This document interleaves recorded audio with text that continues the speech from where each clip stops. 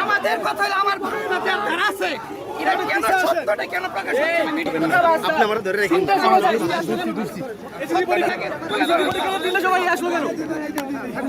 এটা কেন ভালো আবারও বলতেন আমি প্রত্যেকটা ওয়েবসাইটে হাত সরান ভাই কেন কেন সেনাবাহিনী তাদের উপরে আস্তে ভাই আস্তে করে দেন ভাই আস্তে ভাই করে দেন আমাদের স্যারের যখন এখানে ছিল কেন সেনাবাহিনী তাদের উপরে আমি ধরাতে ভাই